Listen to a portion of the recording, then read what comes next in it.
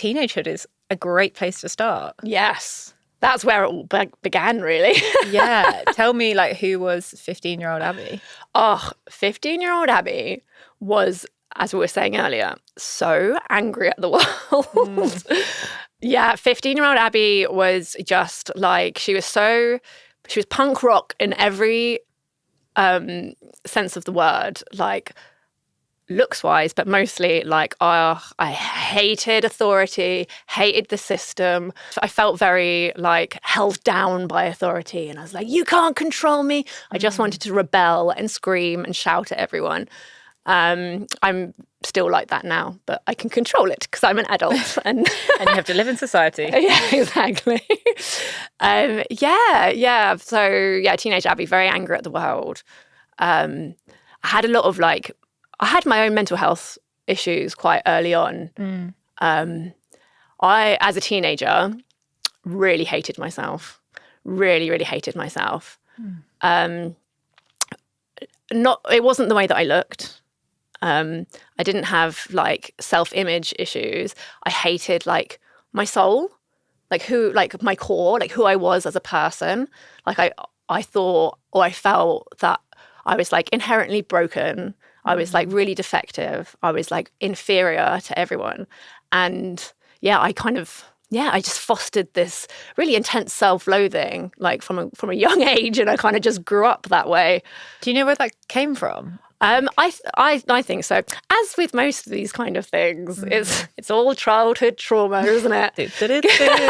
Attachment theory. Yeah, exactly. So I lost my father to suicide when I was about 3 years old. It was like, what year was it? It must have been 91 or something. So like mental health as a concept was not talked about at all. And yeah, my dad went through a period of depression and he took his own life. He was like in his mid-40s. That's talked a lot about nowadays. Yeah. But it wasn't at the time. So, he did have some help, but there wasn't like the sort of resources that we have now to take care of him. And then that was really the beginning of all my problems. Thanks, Dad. Yeah, that'll get going for sure. Yeah.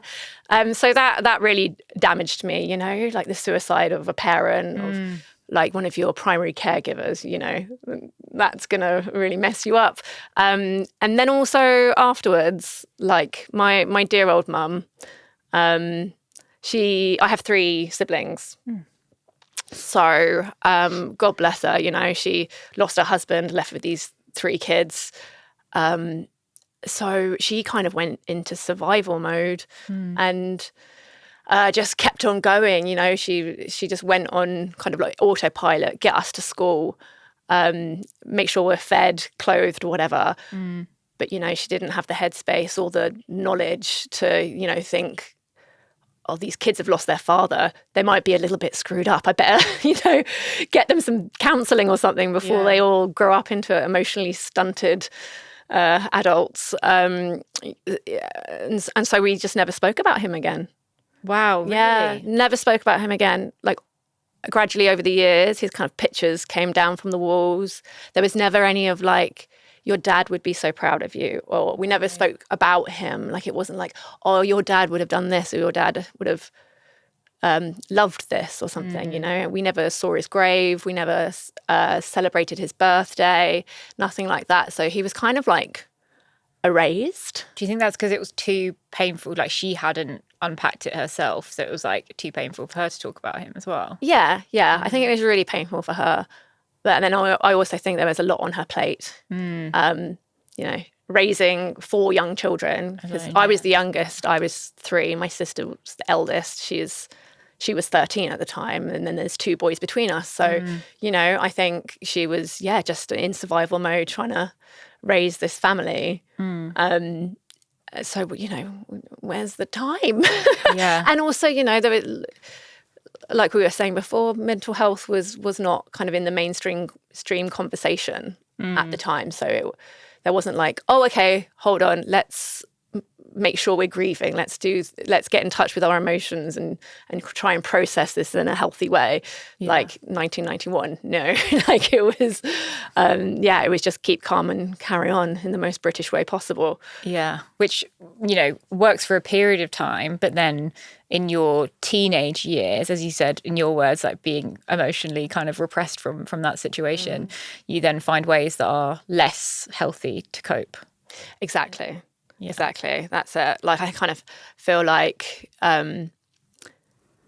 emotional avoidance was sort of taught to me, not intentionally, but taught to me from a very young age. Like, it was sort of, if you're feeling something difficult or something uncomfortable, you don't confront it, you don't feel it, you block it out, you ignore it, you avoid it at all costs. Right. And yeah, that was obviously has its repercussions, and especially for children and teenagers. I grew up very detached from myself emotionally, which is where a lot of the self-hatred came from, a lot of the shame came from, because I just never confronted myself really, or felt what it was like to be me, or got to know myself or anything like that, because I was just, in complete separation from who I was. Right.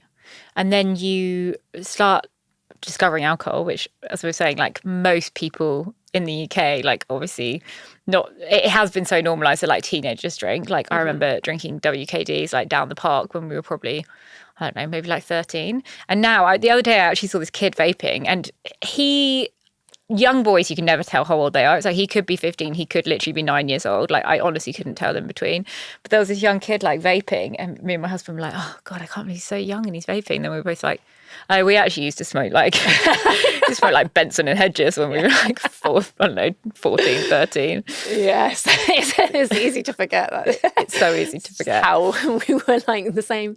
Exactly the same as the kids. Was that like where your journey with addiction, did that start like in your teenage years, do you think? Yeah, definitely. Like I had the same sort of kind of relationship to binge drinking as pretty much like every teenager in this country. Yeah. Binge drinking was expected. It's what we did. It was like allowed pretty much because it was part of the culture. So yeah, I started drinking to begin with, like quite normally with my friends down the park, a few ciders on a park bench, like on a Friday night.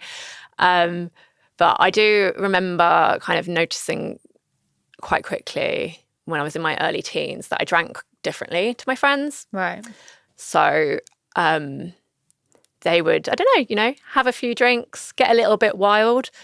But as soon as I started drinking, I found it very, very, very difficult to stop. I kind of took it to the extreme. So like, I don't know, when my friends would be like, okay, it's time to go home now, I would be like going home and raiding my mum's liquor cabinet and like chugging like Christmas sherry or something. I've all been there. Because like, I don't know, I feel like, first of all, I know now as an adult and as someone in recovery that I was drinking alcoholically. Even if I wasn't like addicted to alcohol at that point, I was. Right. It's that kind of like give me more kind of mindset. This has changed the way I feel, so give me more.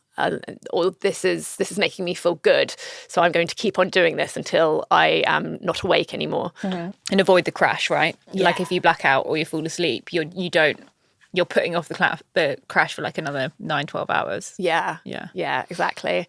And it just it made me forget that I hated myself, really.